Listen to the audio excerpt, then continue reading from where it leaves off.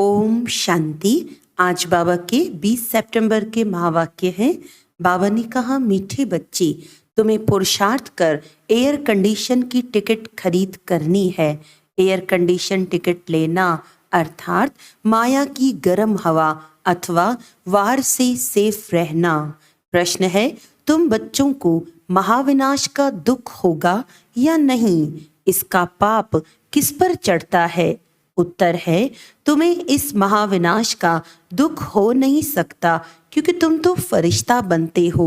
तुमको नॉलेज है कि अब सभी आत्माओं को मच्छरों सदृश वापस घर जाना है। तुम्हें किसी की मौत पर दुख नहीं होता, क्योंकि तुम साक्षी हो, देखते हो। तुम जानते हो आत्मा तो सदा अमर है। इस विनाश का पाप किसी पर भी नहीं लगता। यह तो जैसे लड़ाई का यज्ञ रचा हुआ है। सभी लड़ मर कर घर वापस जाएंगे। यह भी ड्रामा की भावी है। गीत है, महफिल में जल उठी क्षमा। ओम शांति। बच्चों ने एक लाइन गीत की सुनी। यह महफिल है किसकी? ज्ञान सागर की, जिसको फिर मनुष्य इंद्र की महफिल कहते हैं। इंद्र सभा बहुत मनुष्य समझते हैं इंद्र पानी की वर्षा बरसाते हैं। बच्चे समझते हैं यह ज्ञान सागर परमपिता परमात्मा की सभा है। इसमें परवाने बैठे हैं, जीते जी इनके बन जाने अर्थात इस दुनिया से मर जाने के लिए, क्योंकि जीव आत्माओं को ये पुरानी दुनिया पसंद नहीं है। इसमें सब एक दो से लड़ते रहते हैं। बाप कहते हैं, मैं स्वर्ग स्थापन करता हूँ, तो बच्चों में भी नंबर वार है। कोई पुखराज परी, कोई नीलम परी है। नाम तो बहुत हैं, ये भेंट की हुई है। कोई बच्चे अच्छे सेंसिबल बन औरों की सर्विस में लग जाते हैं। सर्विस पर भी तत्पर कौन होंगे? जो क्षमा पर पूरा फिदा हुए होंगे। ये बहुत बड़ी महफिल है। तुम जानते हो बाबा आत्माओं की महफिल में आया हुआ है, परंतु इनको जो अच्छी रीति जानते हैं वह इनके सम्मुख प्रैक्टिकल में है। इस समय कोटों में कोई ही जानते हैं। जो परवाने हैं वही जानेंगे। जो फिदा हो जाते हैं बाबा के बन जाते हैं। यह तो समझाया गया है। यह है जीते जी मरना। बाबा, मैं आपका हूँ। पहले हम आपके पास अशरीरी रहते हैं, फिर यहाँ आकर शरीर लेते हैं। बच्चों को जो भी ज्ञान मिलता है यह और कोई दे नहीं सकता, क्योंकि बाप को नहीं जानते। तुम बच्चों को परमपिता परमात्मा आकर पढ़ाते हैं। गाया हुआ है, सभी वेद शास्त्र आदि गीता के पत्ते हैं। सब मनुष्य मात्र इस मांडवे में किसके पत्ते हैं? इस देवी देवता धर्म से ही सब निकले हैं। इसीलिए तुम झाड़ के चित्र में देखेंगे कि शुरू में पत्ते नहीं हैं, पत्ते बाद में ही पैदा होते हैं। तो उन्हों को ऊपर दिखाया हुआ है। फाउंडेशन देवी देवता धर्म का है। पहले थुर एक होता है, फिर उनसे टाल टालियां निकलती हैं, फिर पत्ते। बच्चों की बुद्धि में है कि यह विराट मनुष्य सृष्टि के धर्मों का झाड़ है। आजकल की गवर्नमेंट धर्म को नहीं मानती। कहते हैं हम सब आपस में रह सकते हैं, परंतु आपस में ठक ठक कितनी है। लड़ाई आपस में चलती ही रहती है, जैसे कि लड़ाई का यज्ञ रचा हुआ है। कहाँ न कहाँ लड़ते झगड़ते रहते हैं। यह भी ड्रामा में नूंद है।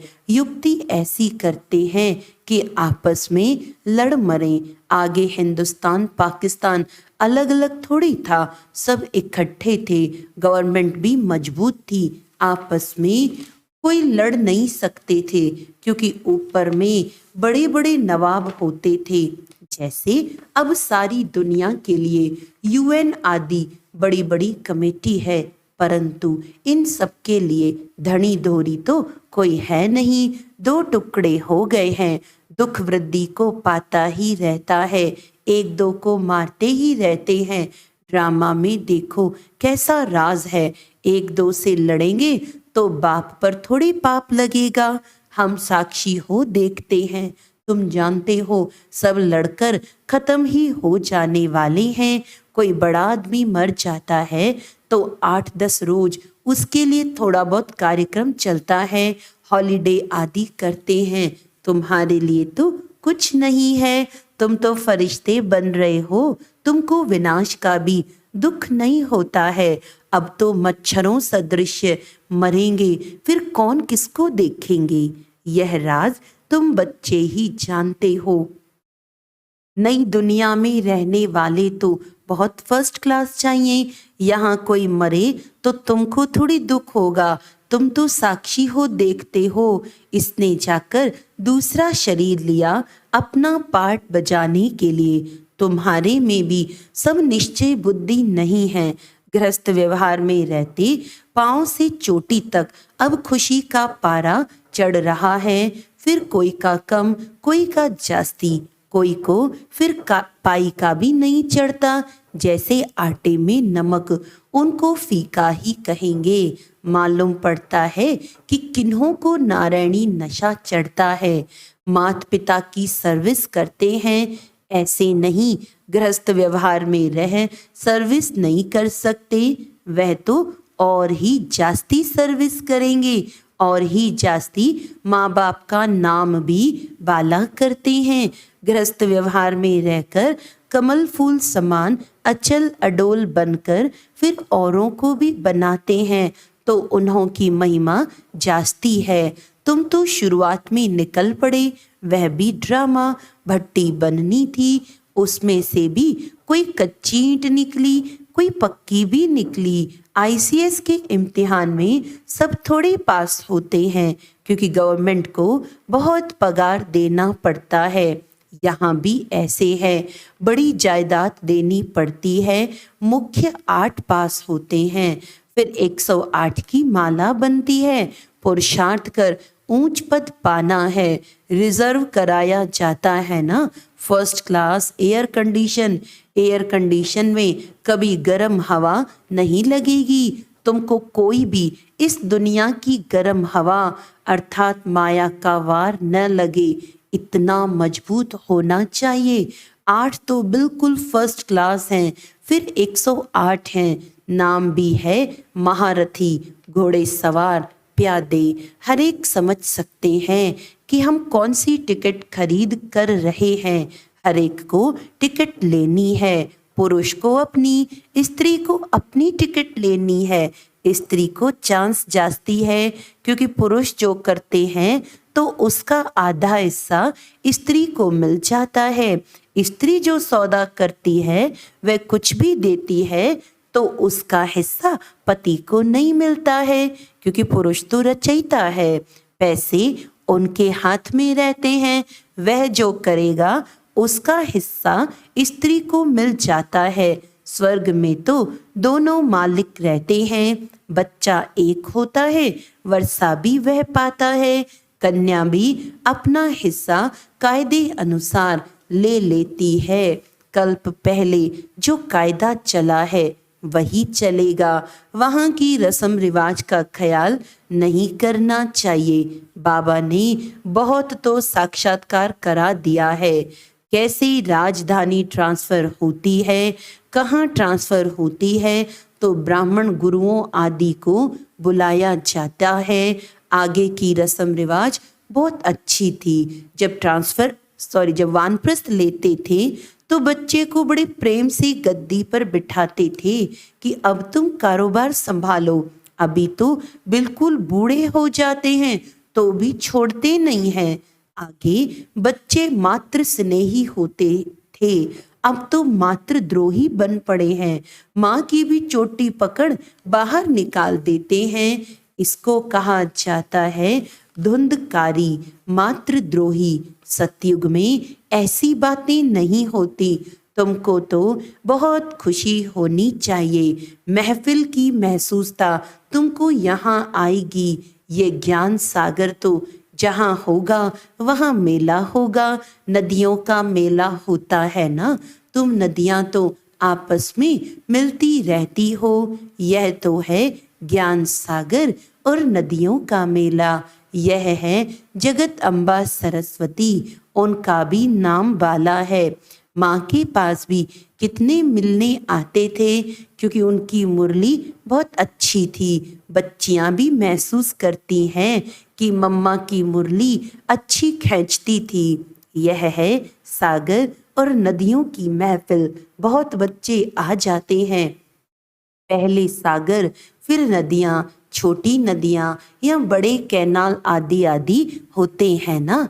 तुम हर एक समझ सकते हो कि हम छोटी नदी है या बड़ी नदी।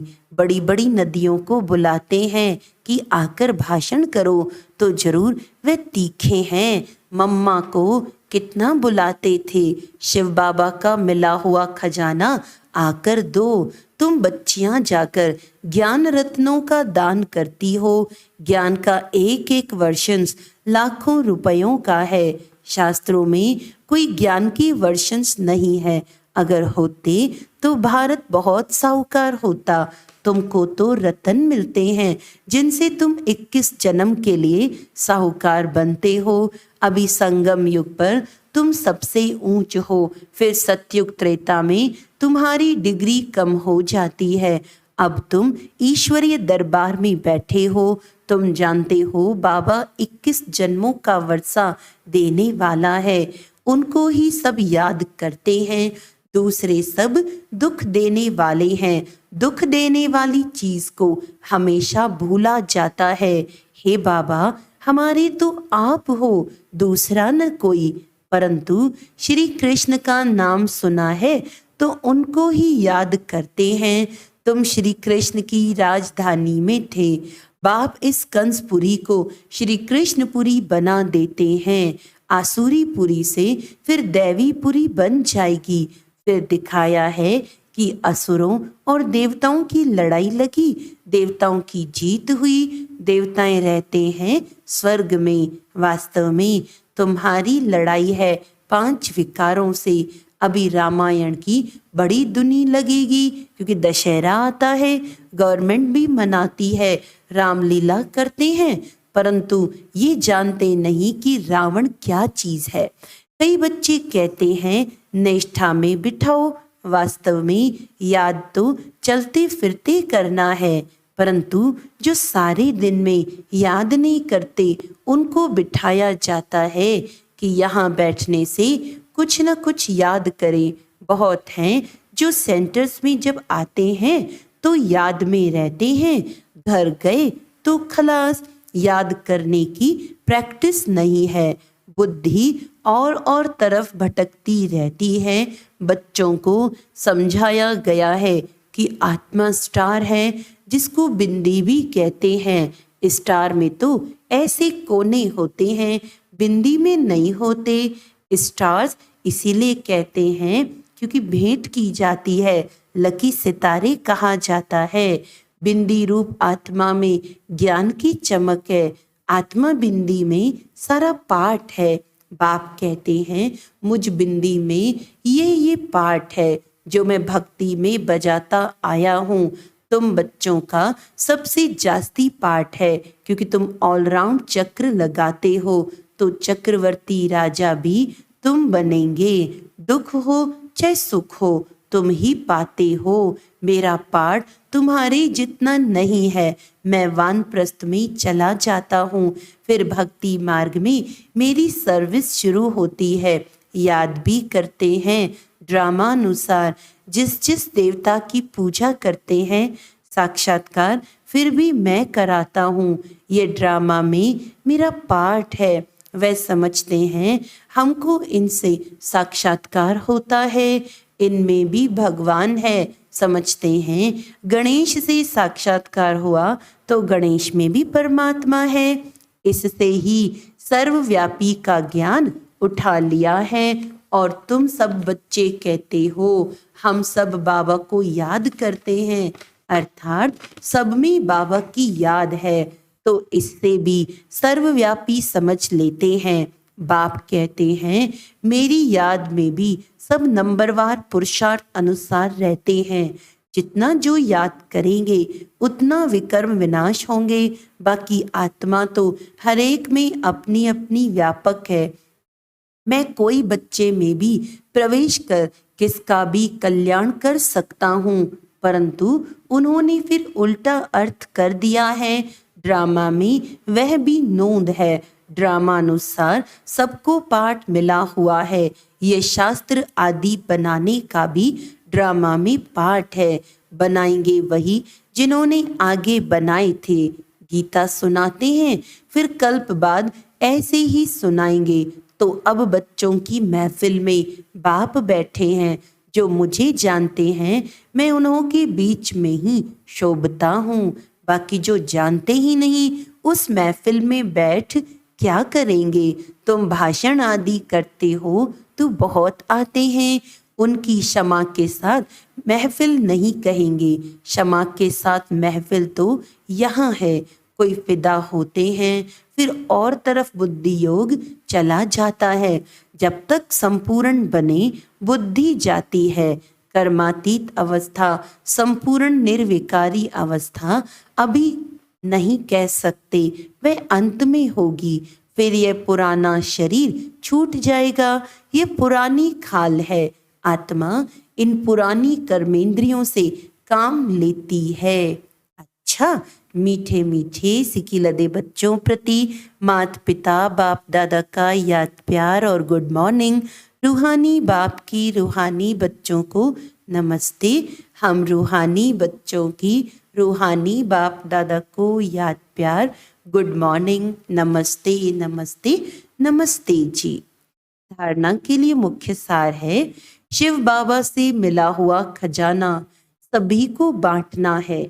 अविनाशी ज्ञान रत्नों का दान करके 21 जन्मों के लिए साहूकार बनना है। अपनी अवस्था अचल अडोल बनानी है। गृहस्थ व्यवहार में रहते भी कमल फूल समान बन बाप का नाम बाला करना है। सर्विस में तत्पर रहना है। वरदान है, संगम युग के इस नए युग में हर सेकंड नवीनता का अनुभव करने वाले फास्ट पुरुषार्थी भव। संगम युग पर सब कुछ नया हो जाता है, इसीलिए इसे नया युग भी कहते हैं। यहाँ उठना भी नया, बोलना भी नया, चलना भी नया। नया अर्थात अलौकिक। स्मृति में भी नवीनता आ गई। बातें भी नई, मिलना भी नया, देखना भी नया। देखेंगे तो आत्मा, आत्मा को देखेंगे, शरीर को नहीं।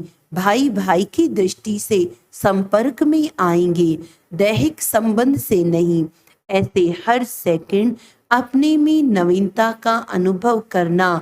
जो एक सेकंड पहले अवस्था थी वे दूसरे सेकंड नहीं, उससे आगे हो। इसको ही फास्ट पुरुषार्थी कहा जाता है। स्लोगन है, परमात्म प्यार द्वारा जीवन में सदा अतीन्द्रिय सुख व आनंद की अनुभूति करना ही सहज योग है। अच्छा, आज का व्यक्त इशारा है, जब बाप का स्नेह स्मृति में रहेगा तो सर्वशक्तिमान के स्नेह के आगे समस्या क्या है। कहाँ वह स्नेह और कहाँ समस्या, वह राई वे पहाड़, इतना फर्क है। तो अनादि रतन बनने के लिए सर्वशक्तिमान की शक्ति और स्नेह को सदैव साथ रखना है। अपने को अकेला कभी भी नहीं समझो। साथी के बिना जीवन का एक सेकंड भी न हो। अच्छा, ओम शांति।